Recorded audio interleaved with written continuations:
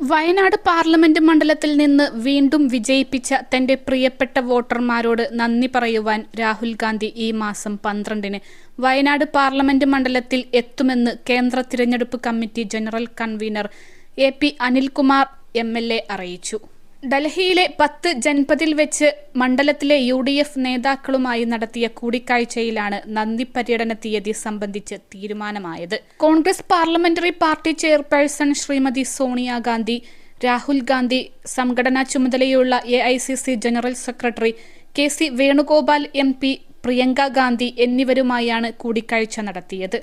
Parliament അംഗമായി തിരഞ്ഞെടുത്തതിനുള്ള തിരഞ്ഞെടുപ്പ് കമ്മീഷന്റെ certificate KPCC working president T. Siddique MLA, Muslim League ജില്ലാ president KK Ahmed Haji, DCC president ND Appachan, KL Paulose എന്നിവരുടെ സാന്നിധ്യത്തിൽ A.P. അനിൽകുമാർ MLA ശ്രീ രാഹുൽ ഗാന്ധിക്ക് കൈമാറി.